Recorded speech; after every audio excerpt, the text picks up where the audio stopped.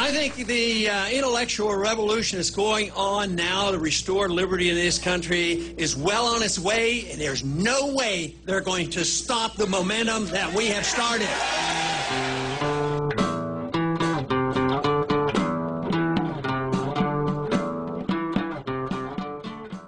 I wanted to talk about gold and the gold standard. Gold is the money of kings.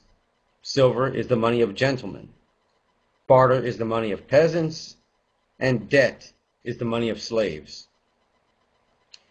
We've had fiat currency in the United States before. 3 times, actually. And they all failed. And I want to go over a little bit of that. In 1775, Congress started printing the Continental Dollar. They started with $2 million. By the end, it was estimated that there were $11 million in circulation. One continental dollar was worth 6 Spanish mill dollars. However, there was not enough gold or silver to back this fiat currency up with. Our founding fathers printed this money to fight the Revolutionary War. The idea was that they could pay all this money back with taxes after the end of the war. By the end, the Continental had little purchasing power, and the founders made it illegal to use anything but silver and gold because of their first-hand experience with fiat currency. They knew it failed because they went through it. That's why its only state shall make silver and gold its legal tender. During the Civil War, fiat currency made a return. The greenback was created to pay for the expensive cost of the war in the Union. They printed so much that 60% of its purchasing power was lost to gold in 4 years due to rapid inflation. The South also had a fiat currency, the grayback.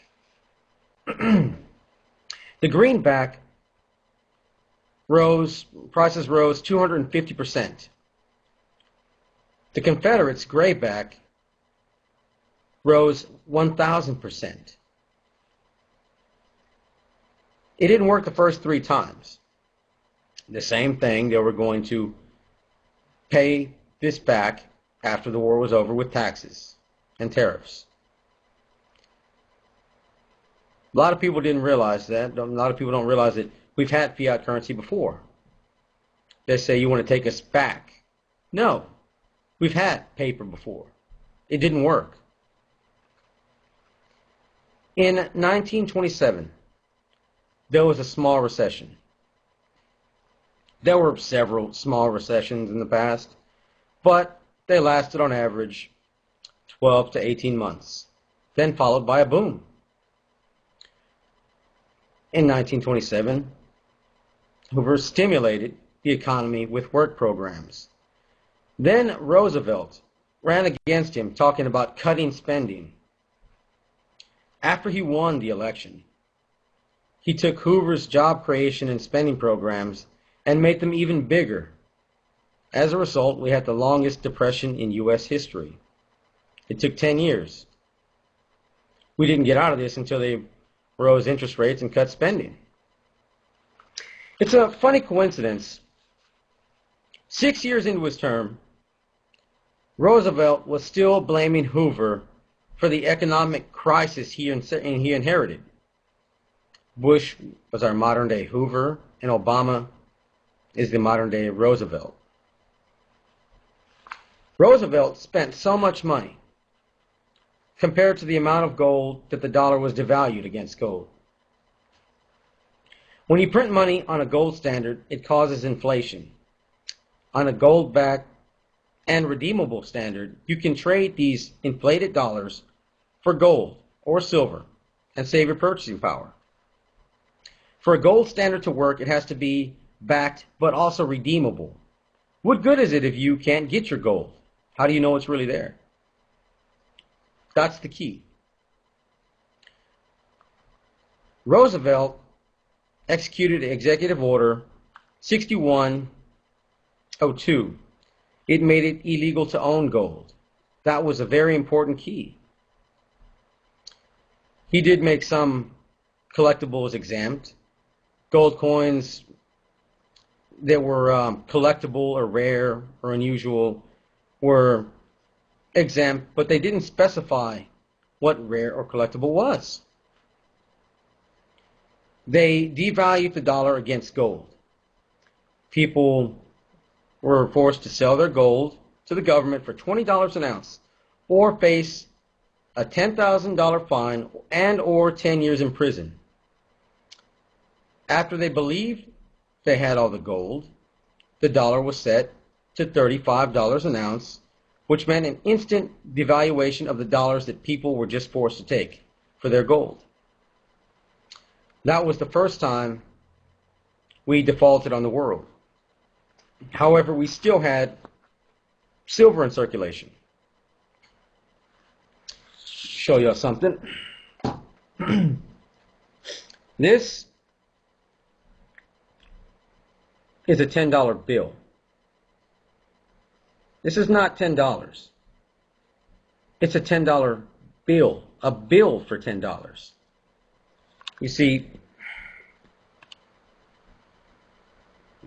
close enough. It says, I don't know if you can read it, will pay to the bearer on demand $10. Right. This is a bill for $10. Well, what's a dollar? A dollar actually has a meaning. A dollar was based off the Spanish mil dollar. That is 0.7735 ounces of silver. This is a dollar. A Morgan silver dollar. This is a Federal Reserve note, like your mortgage note. It's a bill, it's debt. A bill for this. If prices went up too much with this, you get the real McCoy. That left the government exposed.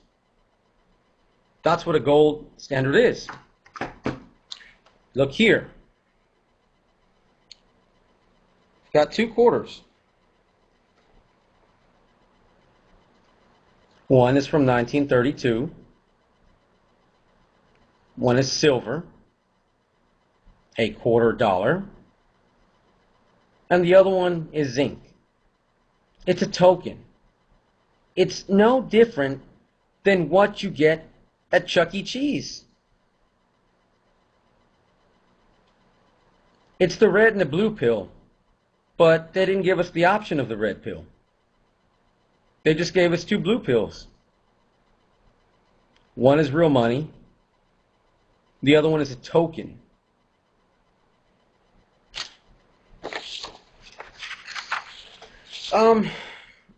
Basically, you can't. One of the flaws of a gold standard, you can't actually have inflation.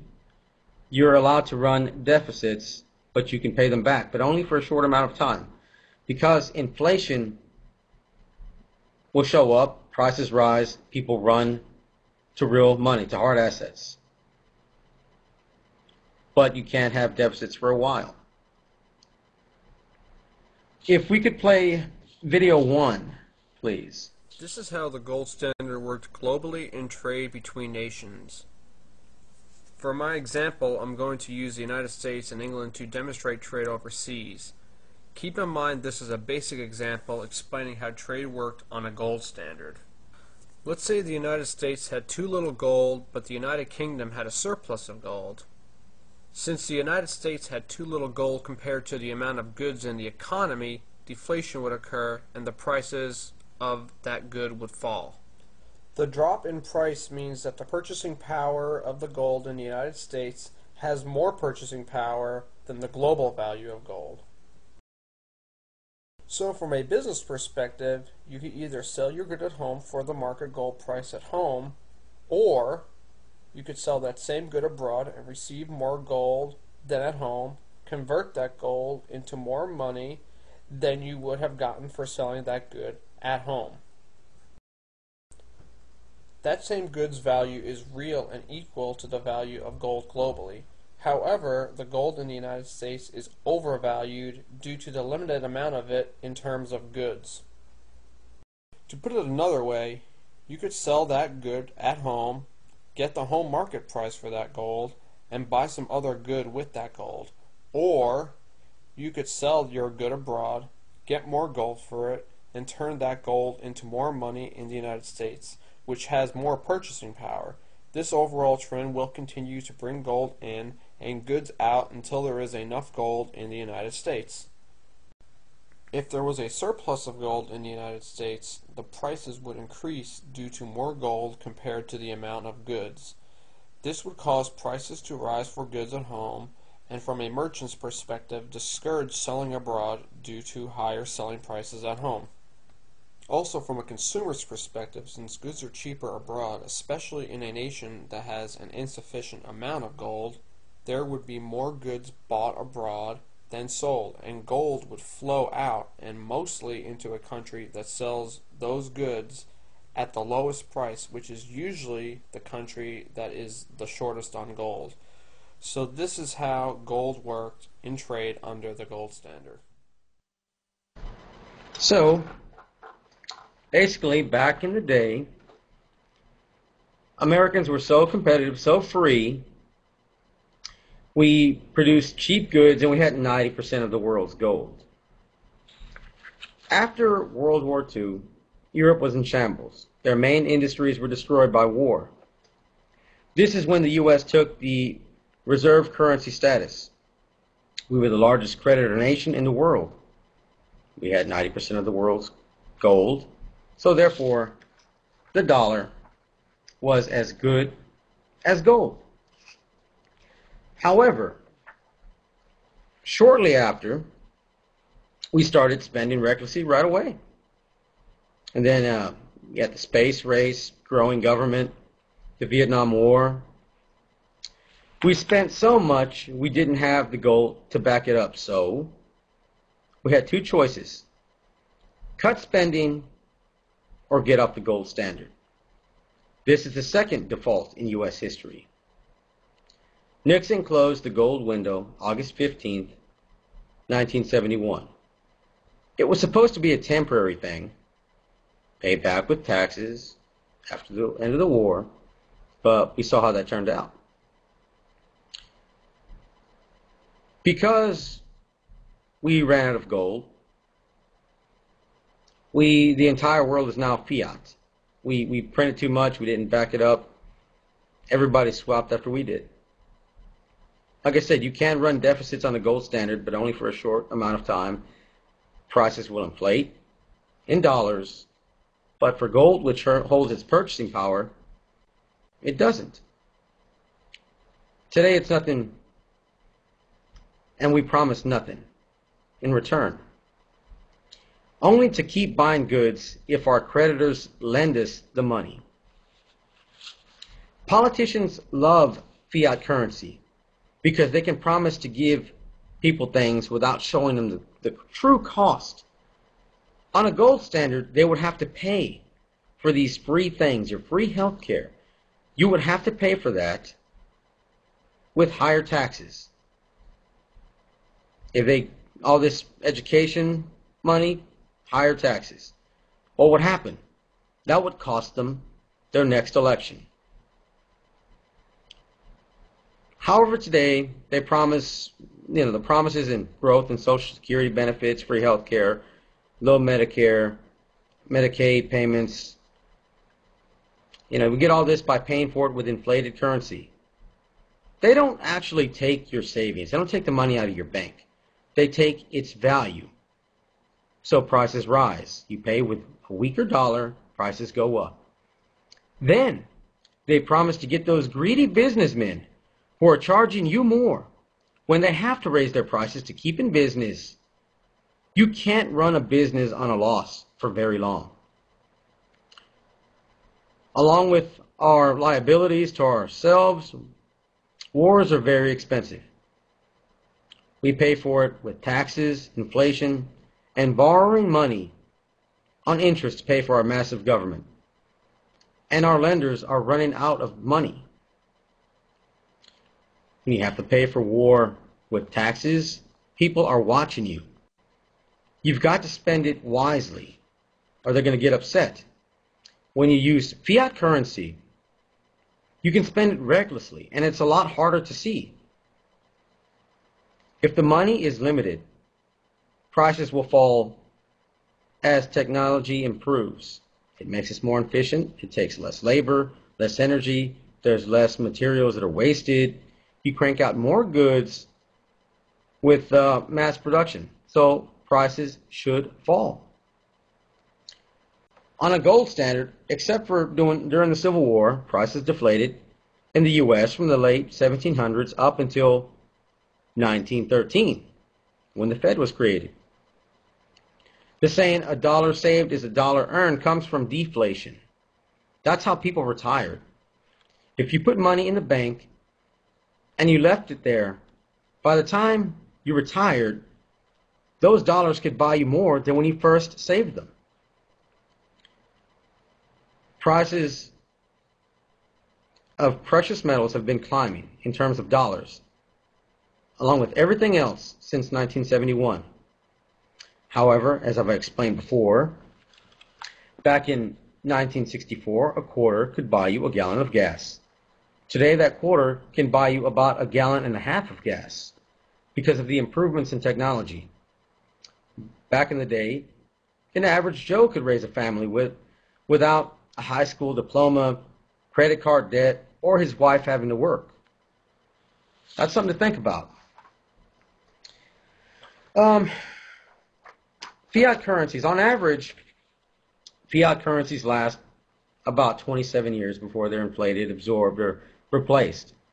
We're spreading dollars all over the world, so it's taken a lot longer. Prices inflated in 71. That's why prices rose. We printed too much. We got off the gold standard, but that's why there was gas lines and all that. But we spread it around the entire world now with fiat. They debase their currency, so we have longer. In the 1980s, interest rates rose to 18% to control inflation. Today, I don't think we could handle half of that. Right? As far as the gold standard and gold, I hear questions and comments that I get all the time, so I want to answer them now. People say that we can't go back to a gold standard. There isn't enough gold. Well, not at today's prices, but if you let it rise to market level, say gold was 12, 15, who knows where it'd be, the market will figure that out, then we have enough gold. Another one is, why buy gold for hyperinflation? You can't eat it. As I explained with silver, the same thing. Anybody that needs medications to survive will need a way to obtain them. You can stock up all you want, but eventually you will run out, or it will expire. You need some store of wealth to buy it maybe right out for selling it, gold, silver, whatever, or to sell for whatever currency takes the new reserve currency status place. And another one, what if we're really poor, and drowning in debt? Well, people would be spending most of their money on food. You're not going to have money for the internet. You're not going to get on Craigslist and to trade. What if I'm raising chickens and you're raising goats, and I want a chicken for a goat? Would you take a chicken IOU if I don't have any at the moment? Would somebody else take that chicken IOU? If I have a bad year of snakes that get in there and eat them all, then what? As long as we have civilization, you will need some form of currency. You buy what you want from somebody, and with something that has real value, they take it and they go to the next guy who buys what they want. What are the chances that a guy who has a chicken and wants a goat is going to run into a guy that has a goat and wants chickens. That's not going to happen very often. And then another one that I love is that, if metals go too high, no one will buy them. It's supply and demand. A low supply with a high demand is the reason prices are going up. That means it's highly desired. Can we play video 2?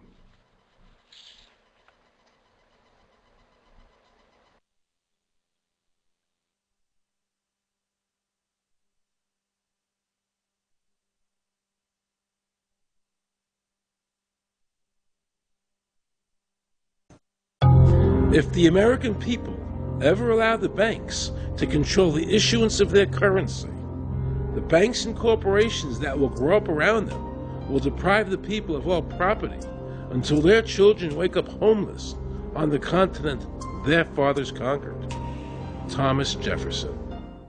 So the Federal Reserve is actually an illegal entity functioning within government. It's illegal, and what we have given to this so-called agency is the authority to counterfeit money. Do you have any points of view about the Federal Reserve and how the Federal Reserve operates? They just enter something on a computer. Oh, you need 20 billion today. Here's 20 billion, but they got that out of thin air. It came out of thin air, it goes to the Treasury then pays their bills. So it's no different than monopoly money.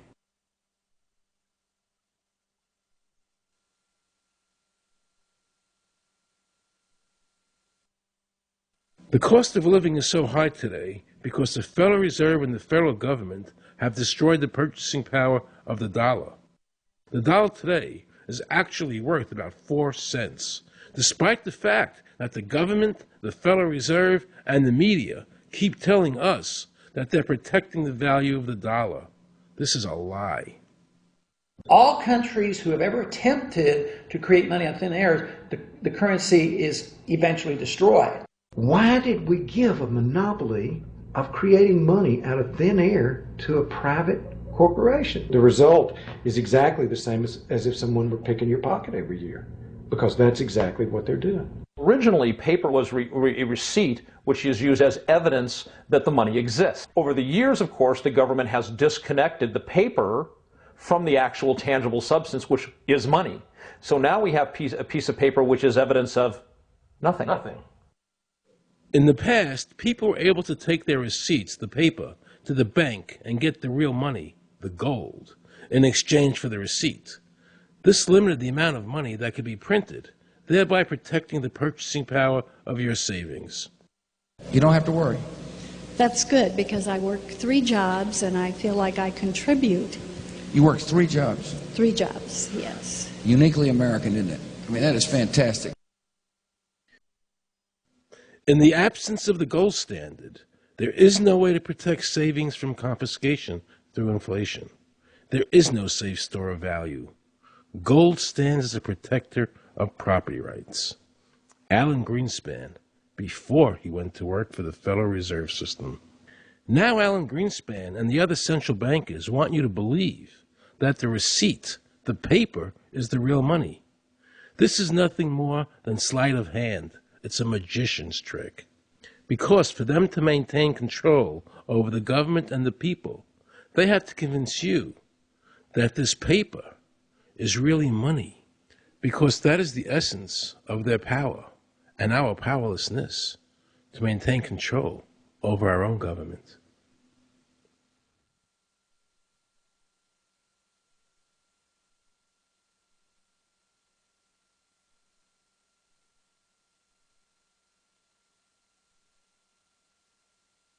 What happened to the gold in Fort Knox? Nobody really knows. When I served on the Gold Commission, I asked them to really, do another audit. I remember it was 15-2. They said, we don't need to audit the gold. It's supposed to be the American people's gold, and so we would like an accounting to tell the American people what is there. I've been told that the Federal Reserve has taken control of the gold as collateral for the dollars they print. They list gold on their balance sheet. How could the Federal Reserve, this private bank, list gold on their balance sheet? They claim they're holding that for the Treasury. So that puts private bankers in control of the American gold. They could have taken all of America's wealth. That's a possibility. Shouldn't the Congress stand up and say, where is the American people's gold? They're not audited. They control the money of America, and it's not audited? There is no audit. Oh, wait a second. Doesn't the Federal Reserve work underneath the Congress? Congress ignores their responsibility to do any oversight. The president really has no control, nor does the Congress have any control over this cartel. It just has the appearance of control. In the final analysis, the Federal Reserve bankers, with the help of the Democrats and Republicans in Congress, have swindled the American people. They have taken the true wealth of America, the gold, and given us a piece of paper in return. And again, not a word from the press.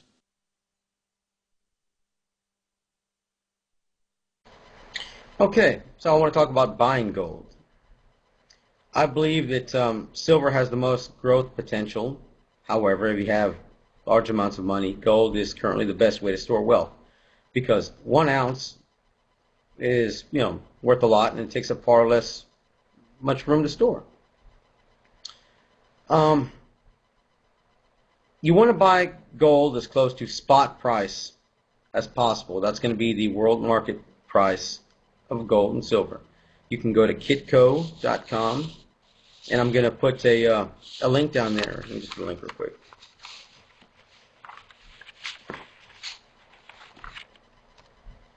Save that. Go there, take a look at the market price right before you go out and buy it. It changes minute to minute, hour to hour, so you want to know what you're getting into before you go. Do not buy really rare or really high grade collectible coins. You'll pay a lot more, but they may be only worth their gold weight at first. It's like trying to sell diamonds or a stamp collection. You have to find the right guy with the money, and that can be hard to do. I recommend junk silver for barter, and or generic round. They're bought pretty close to spot. What we got here? If inflation goes up, so does the value of gold. Yeah, basically, it just retains its value. Do not buy jewelry. You buy gold and silver jewelry, you're paying at least 10 times the value of the metal. You're paying for metal artwork. It may look nice, but it's a horrible investment. And at the end, it's only really worth its weight in scrap metal. Do not buy from companies you see on TV. It's very expensive to advertise. And the customers pay for it. Like the gold line, 67% markups.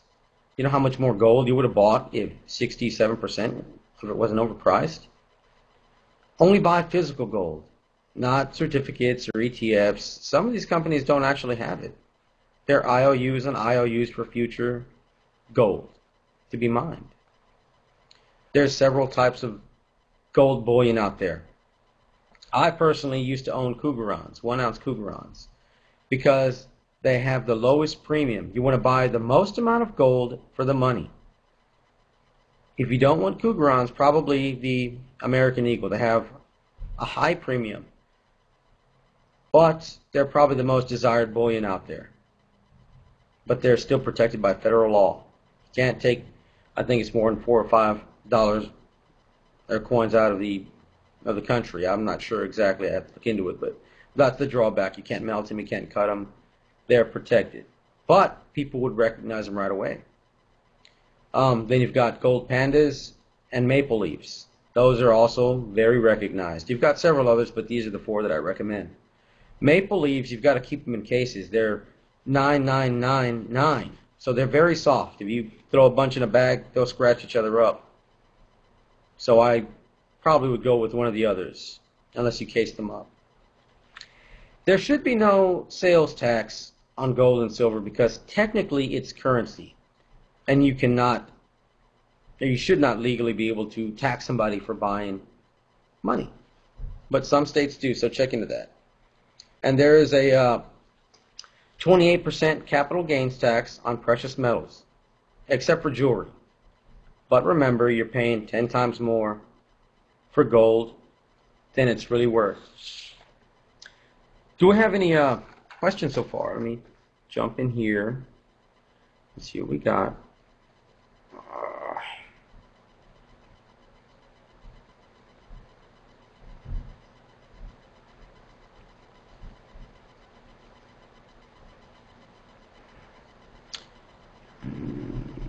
You save copper pennies? I do save copper pennies.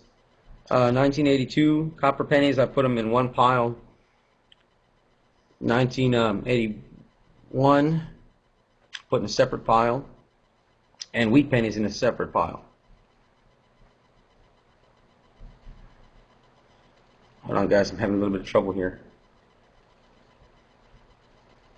What's wrong with this thing? Kind of froze up there. I'm sorry about that, guys. Let me see. I was answering about the copper pennies. Yes. I'm not sure if I froze. You heard me or not, but I collect 82 pennies. I put in one pile. I got three piles, basically. 82s, because only half of them are copper. You'll probably get less for that. The 81 to 59, I believe, are the second highest. And then the wheat pennies are going to get the most. I do that myself. Silver medallions and rounds, the same thing. Yeah, basically. I mean, you could, sometimes you got a ribbon or something, they call it a medallion, but it's basically the same thing. But a lot of medallions are plated, so I'd be careful on that. The copper penny sorter, they say you need to box or buy these. You can do it with a shoe box. There's a YouTube video show you how to do that very easily. And I wouldn't buy the box. I made one. You can see back there, that thing back there, just a wine crate. I watched the one on YouTube, made it out of wood. What is my prediction of the gold price by the end of the year? I don't know. Probably hit $2,000. I wouldn't be surprised, but I'm not sure. 18 to 2, somewhere around there. Probably closer to $2,000. Buying numismatic coins is not the best option for buying precious metals. Yeah, I agree with that. You want to have the most. You're going to be a hoarder, not a collector. You want to have as much metal as possible. This would be quantity over quality. And the sorter, I just bought the sorter for 35 bucks. Made it with a wine crate. Let's see. Do you get flagged for purchasing certain amounts of silver or gold? I don't remember. I think it was $10,000 that they told me the last time I did it, if I remember correctly. But that was 08, late 08. But it might change. I think there was something about gold and silver in Obamacare, because that has everything to do with healthcare, right?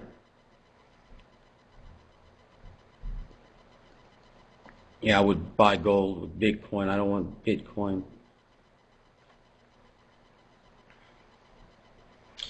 There were the 3 top items for food for survival. I've heard of pemmican. I got to put a link to that.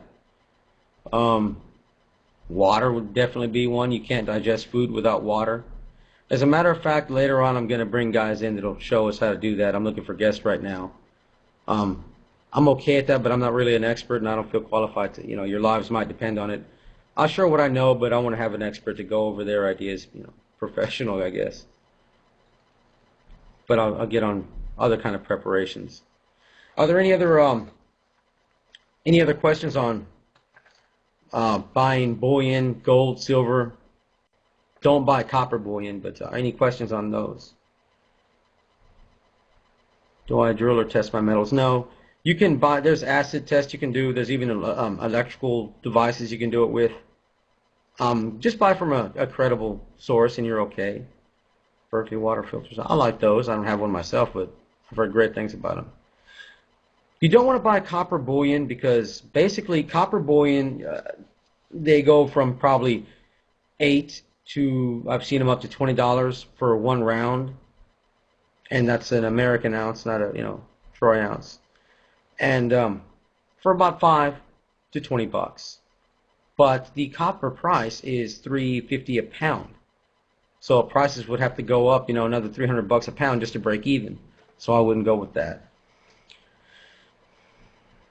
Would buying half gold and half silver be a good option, or would you buy all gold. Personally, I traded all of my gold for silver. That's where I'm putting my money, but everybody to each their own.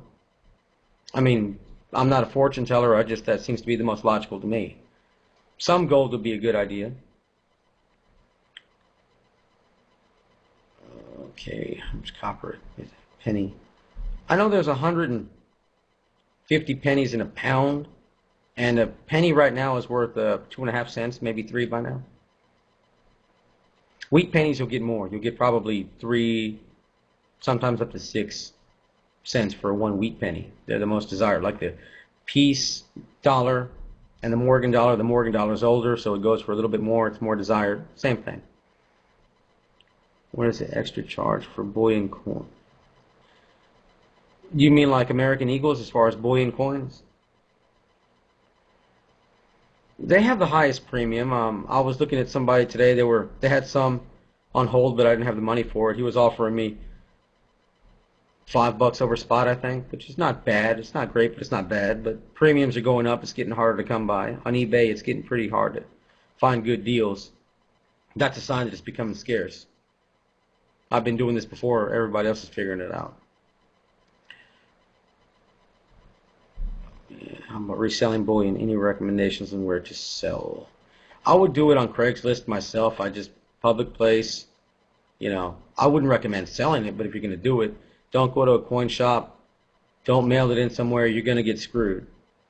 They're going to take a chunk out of that profit, especially the cheaper they sell it to people, the cheaper they're going to buy it for. So keep that in mind. I would just say bullion, find out what it's worth, put it on there. I used to sell coins to buy bullion, and now I've got plenty of bullion. And I would easily get what spot was, no problem.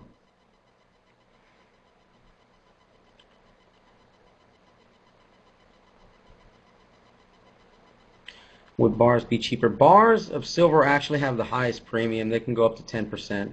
Northwest Territorial Mint doesn't charge any higher premium for bars and rounds, so I would go there. Northwest Territorial Mint.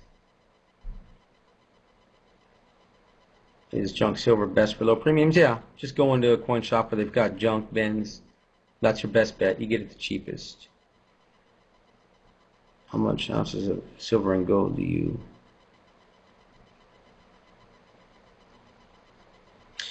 I'm not exactly sure. I bought.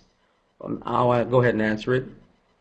I had 228 ounces of bullion, and I just picked up 8 rolls of quarters. And I'm just going to keep going. You can't have too much. When do you have enough money in the bank? Never. Yeah, I would buy silver from local coin dealers. I mean, if they're a reputable shop. You know, they wouldn't be there in business that long if they were to jack people.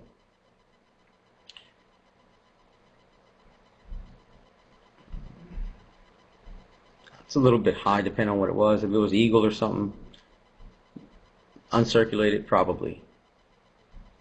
I would have talked them down or went with junk. But, you know, it's not too bad. It's going to go up anyway. I'd recommend, if you're going to pay a little bit more, get it. Because it won't be around. You're going to buy it either way. And there's my YouTube channel. If you guys want to check it out, all my previous shows are on there. I'm going to start doing a couple short clips on just things I think you should do for a dollar crisis there. I know a lot of y'all heard about quantitative easing 3. I want to get into that a little bit. There's one more video I want to play that'll really sum it up. I'll get into a little bit into quantitative easing 3 here in a second. Unfortunately, or I guess fortunately, either way you look at it, there will be no quantitative easing 4. It's, forever. This is infinity. That's how you can tell when you're at the end of the game. Nations always just print like crazy. And that's what we seem to be doing. I can't believe this is actually happening here. But looks like it's coming down to it. Can you play the last video?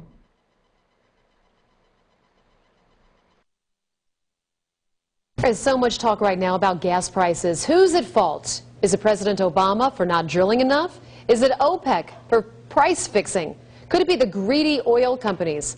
There are many reasons being floated as to why gas prices are so high, but there is one that you aren't going to hear from any other media around town. Ben has the reality check.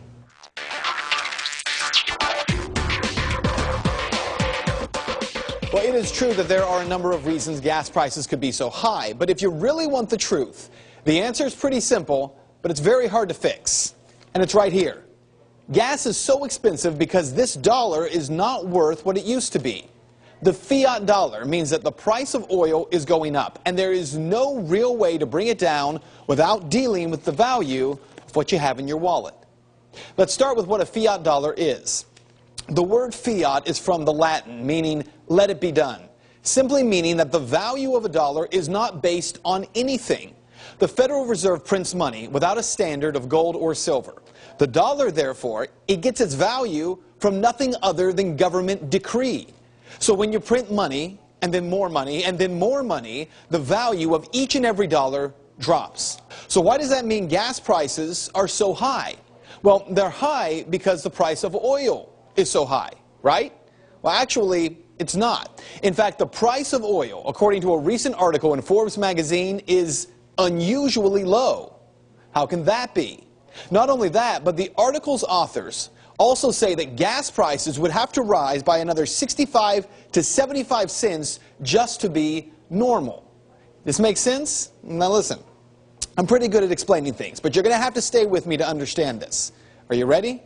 I'm going to use a cup here to represent 1 barrel of what's called West Texas Intermediate Crude Oil, also known as WTI. Now this barrel would trade at $105.88. That's the value of this oil in dollars. But it also trades at 79.95 euros, 8,439.69 yen, and 67.13 British pounds. All different currencies that express the price of 1 barrel of oil. What's important, though, is that the value of this oil isn't based on any of these currencies. It is tied to gold. 1 barrel of WTI is valued at 0.0602 ounces of gold. Are you with me? The value of oil is tied to the value of gold. So why is the price of oil undervalued? Well, get this.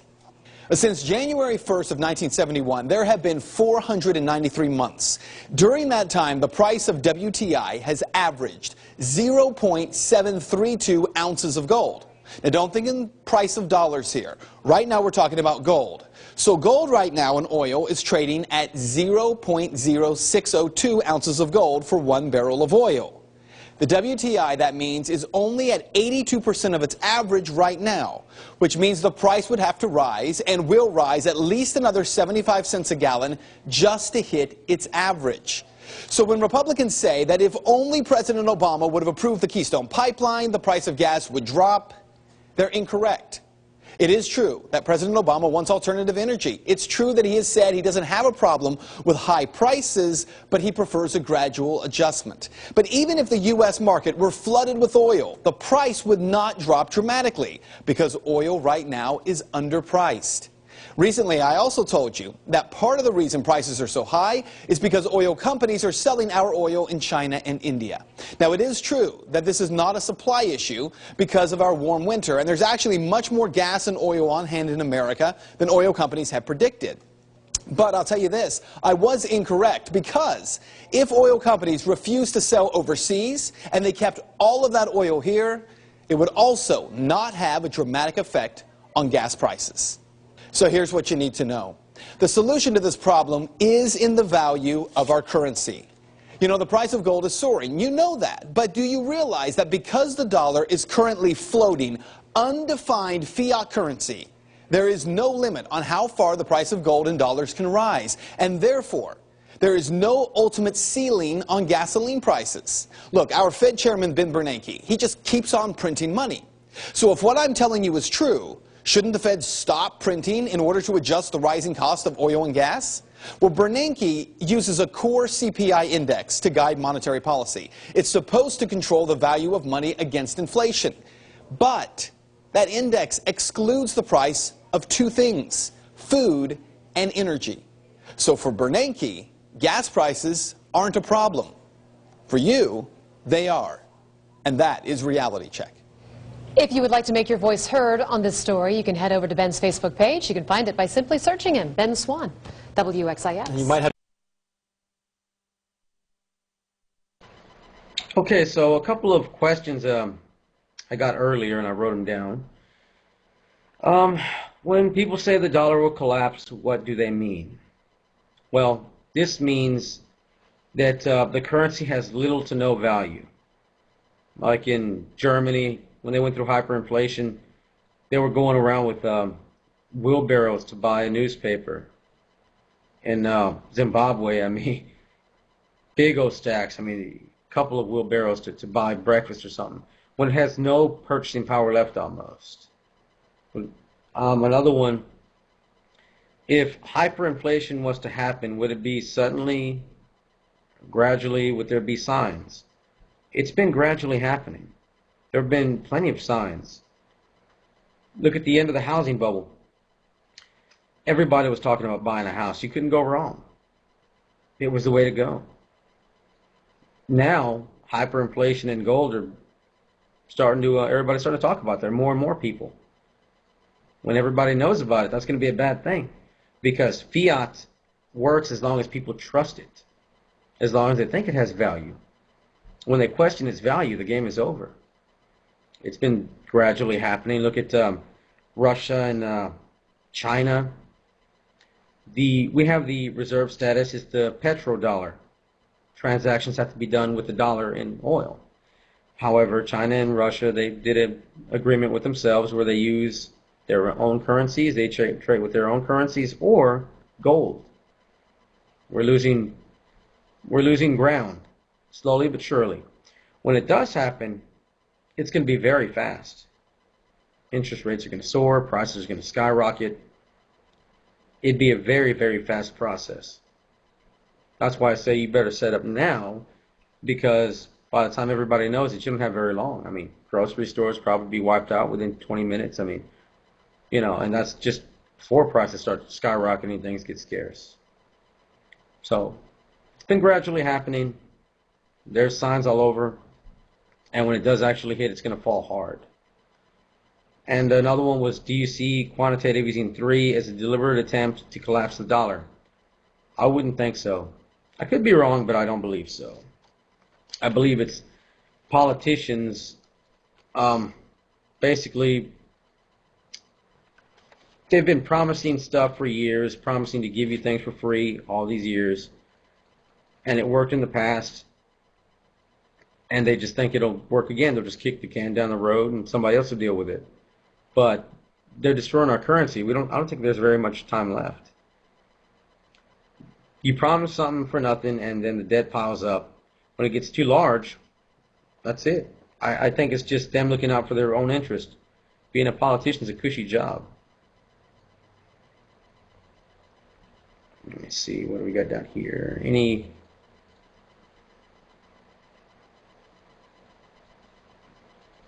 other questions, guys?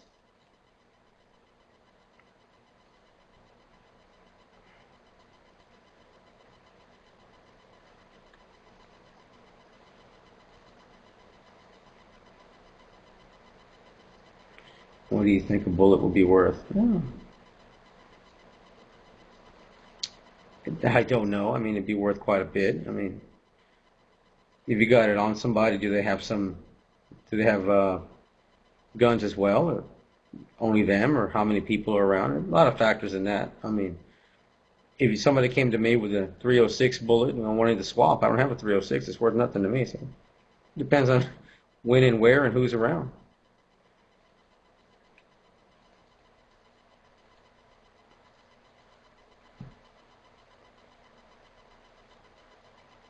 Slapped coins. Yeah, well, if you can find, it's like the stamp collection. If you find the right guy that wants it, yes. If not, no. But I wouldn't count on being able to find that guy in a time of crisis.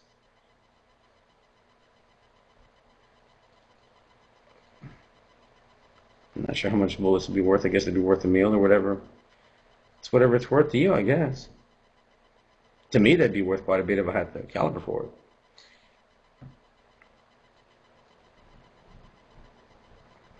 Make it Christmas before the collapse. I don't know. I would imagine so. I think so. Basically, quantitative easing 3 is trying to prop up a housing bubble. So either it's going to fail miserably, which I think it will, cause prices to rise, cause more people to be unemployed, and just spiral out of control. People see the debt, they stop lending us money because we can't pay it back. Then we're in trouble. Or, the odd snowball's chance in hell that they do it. Well, when we do fall, it's going to be much worse. We're going to be wishing that we could go through the pleasant times of the Great Depression. That's how bad it would be. Yes, I'm going to start. I'm looking for different kind of preppers, guys. One guy that used to be a gun salesman and does all kinds of gun reviews. I'm trying to get these guys on here, bring one at a time. Me, mainly, I guess, economics and mostly metals is what I know, so that's why I try to get the word out. So other stuff I'm good at, but if there's somebody more qualified I can get, I'm going to do that because y'all's lives, people's lives may depend on it. I don't want that on my conscience. I want to do the best I can.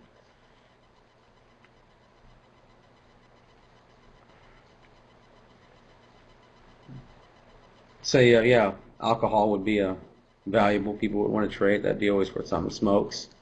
Even toothpaste and toothbrushes, just everyday needs, Let's see.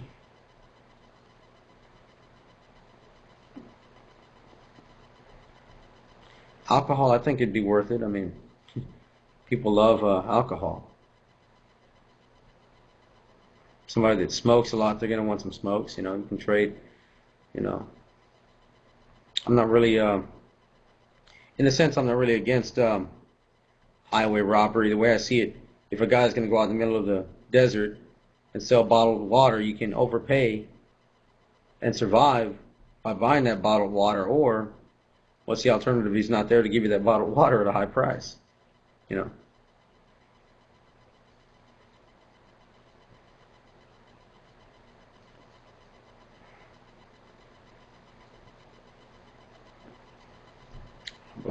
Pain, people will need pain meds. I'm trying to get somebody that goes over medical needs and stuff like that. That is something I'm looking into. Let's see. Any questions on gold or silver or quantitative easing 3 before I finish up? And that time's about up, guys.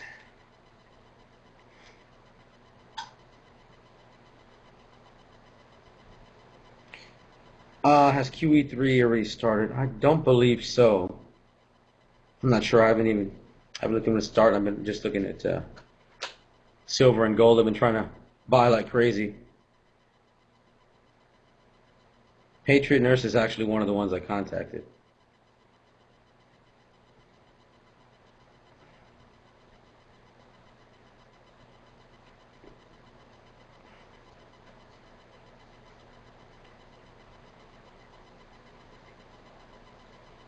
Yeah, I mean, when quantitative easing 3 starts, it won't be an immediate effect. It takes its time to trickle down. We're probably getting effects of quantitative easing 2 still.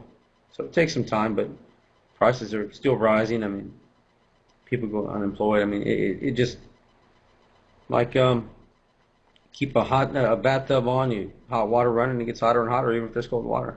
Same thing, it gets hotter and hotter, and the hotter it gets, the faster it gets. And lead is a precious metal, yeah.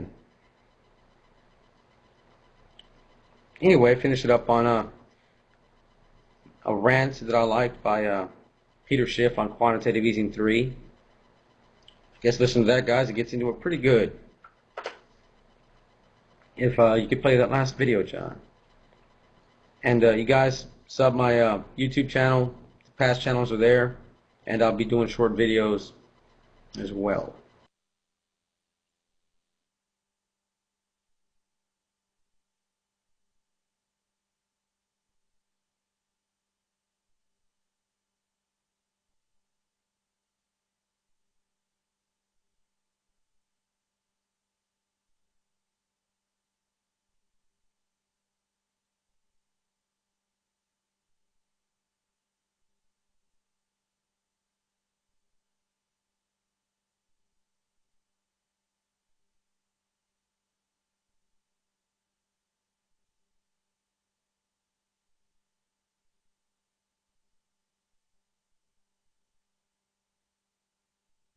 Hi everybody, it's Peter Schiff. It is Thursday, September 13th, 2012, and as far as I'm concerned, for the Federal Reserve, this is a date that will indeed live in infamy, because this is the day that the Federal Reserve went all in on QE.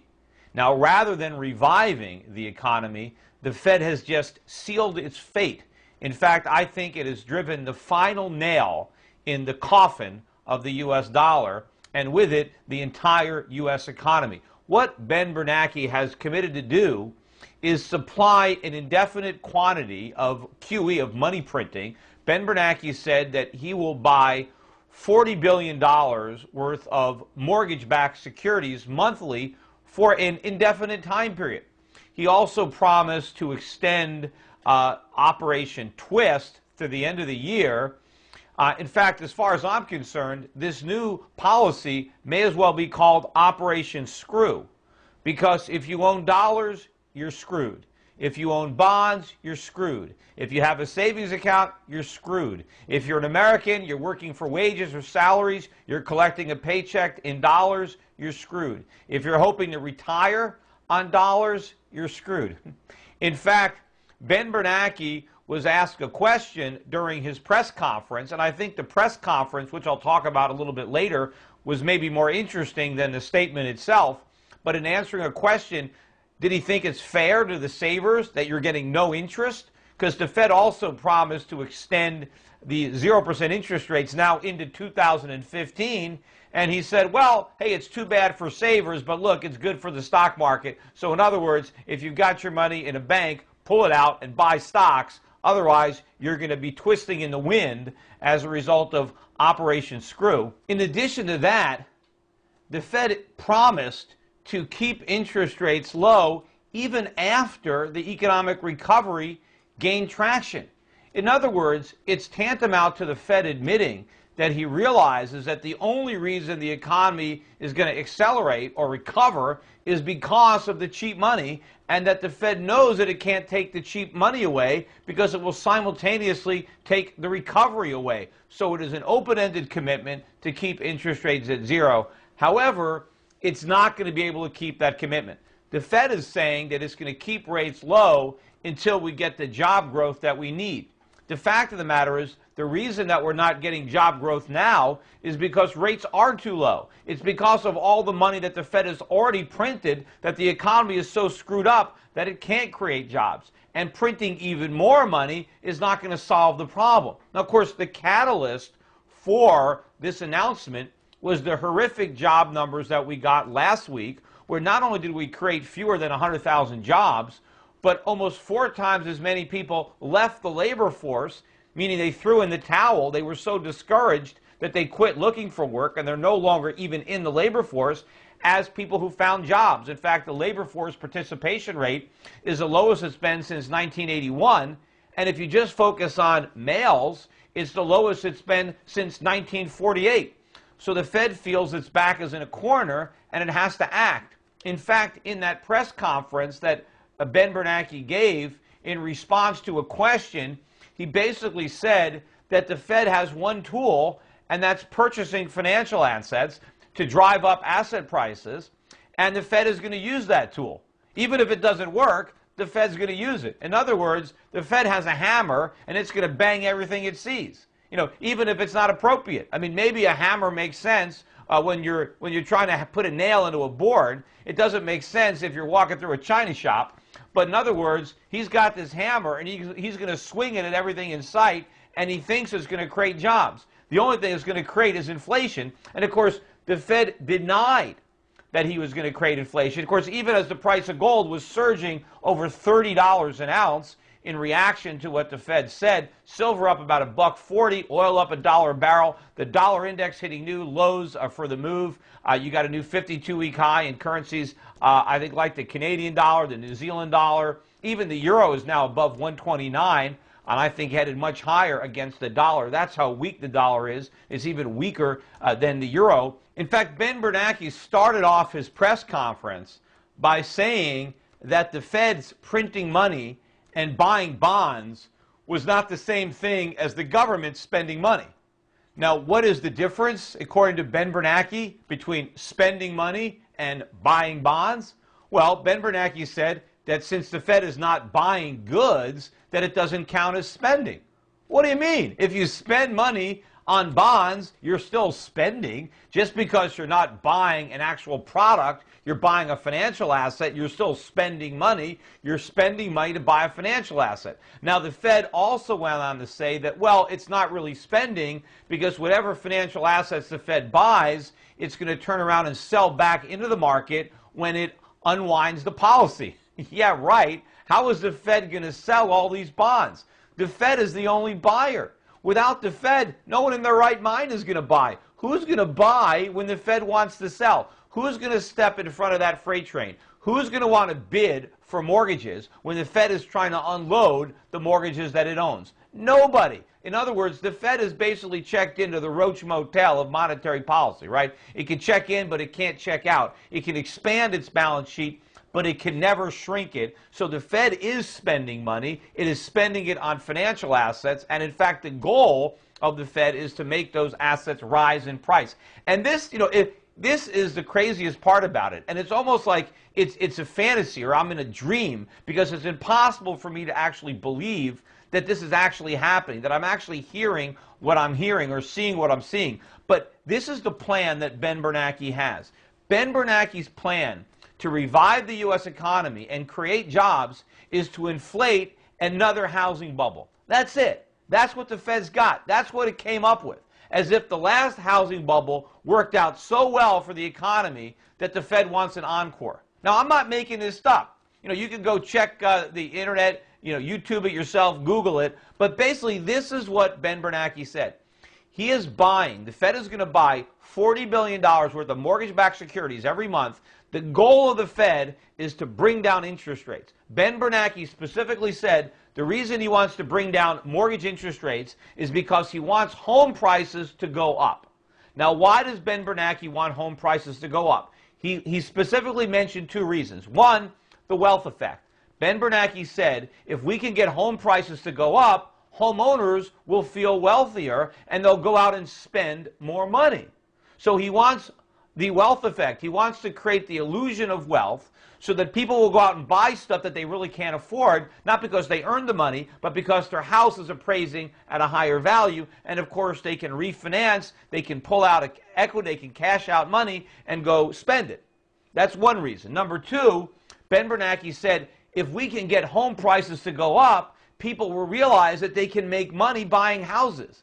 And if home prices rise, more people will want to buy houses because they can make money. They can get rich buying houses, and so that will encourage more home buying, and as a result, we'll have more home building. If more people want to buy houses because they're going up in price, then we'll build more houses, and we can create an entire economy of the housing market, by the housing market, for the housing market. In fact, what the Federal Reserve wants to create is a super housing bubble.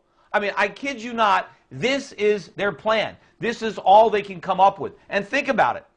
In the last housing bubble, it was the government that was guaranteeing the mortgages, but you still had the private sector owning a lot of the mortgages, although with government guarantees. See, now they're going one up. Not only is the government guaranteeing the mortgages, but the government is owning the mortgages. Basically, our new monetary policy, our new policy for economic revival, is for the Federal Reserve to print money and loan it to Americans at ultra-low rates so they can go out and buy houses.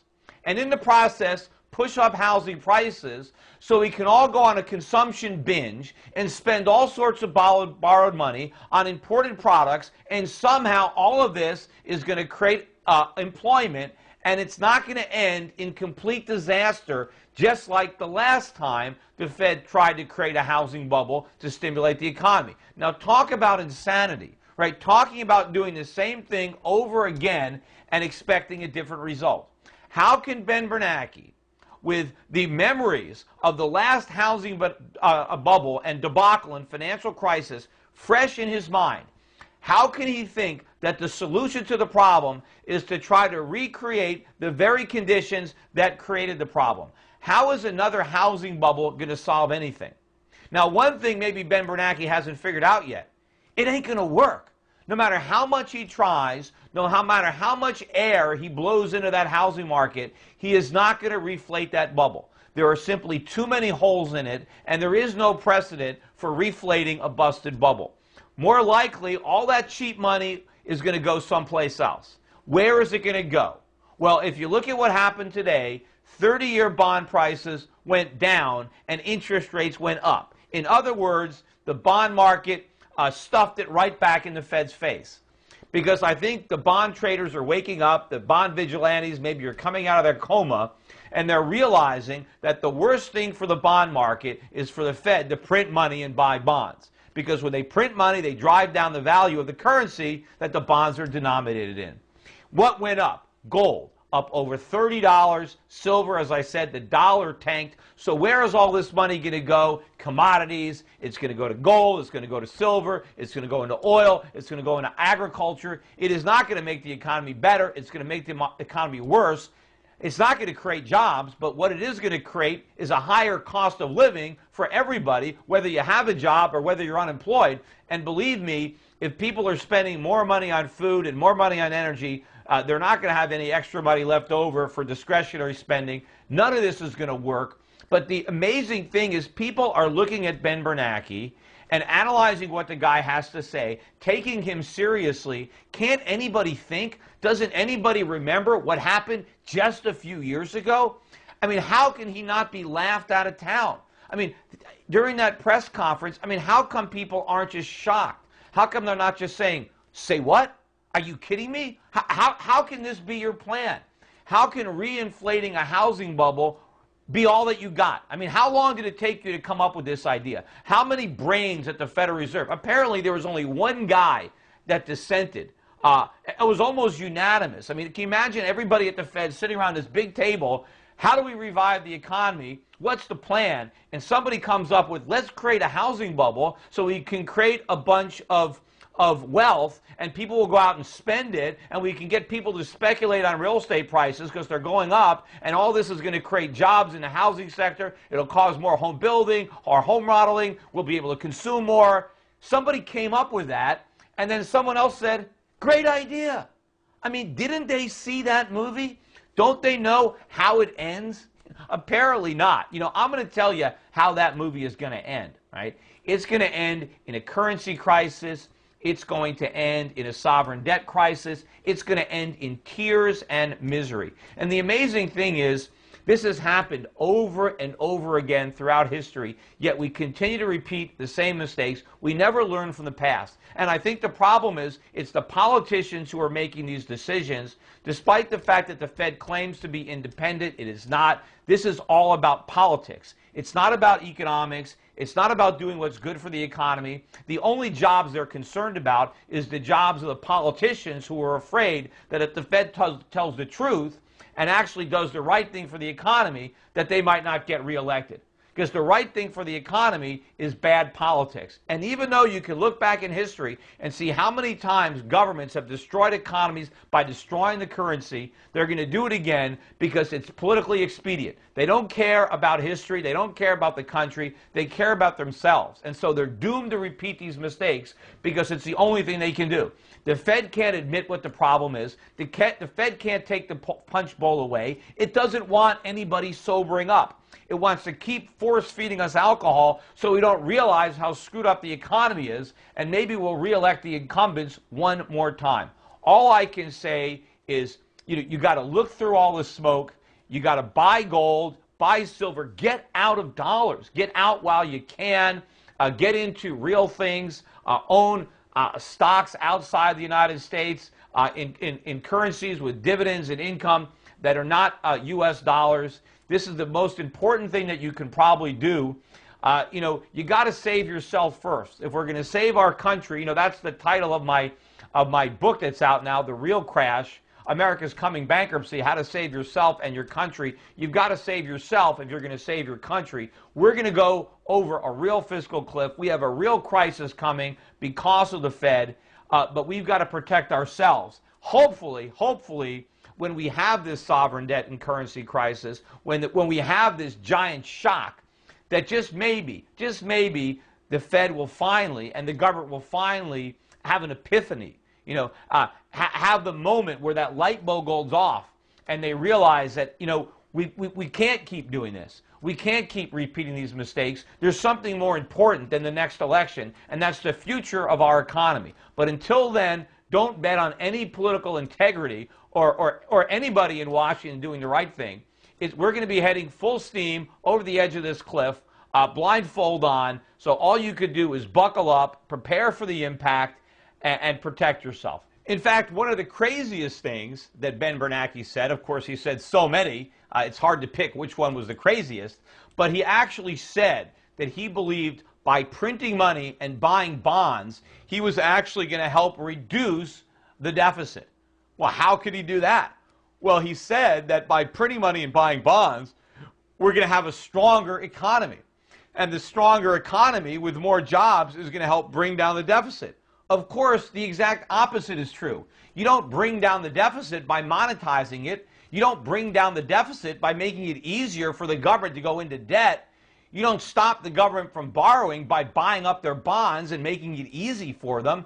If the Fed were really concerned about bringing down the deficit, it would let interest rates go up. If interest rates went up, the deficit would have to come down because the government could no longer afford to finance it. It's the Federal Reserve, it's the money printing. That's the reason the deficits are running out of control. And the fact that the Fed has just said we're going to have QE indefinitely, we're going to keep interest rates low forever, we're going to print money indefinitely to buy bonds, that just basically gives a green light to the politicians to do nothing about the deficit, to keep on borrowing, to keep on spending, to grow the deficit until it all blows up. Because that's the only thing that's going to stop this. It's going to be an all-out crisis. Hopefully, we get the crisis sooner rather than later. Because unfortunately, the further into the future it hits, the bigger the explosion. That's it for today. Take care, everybody.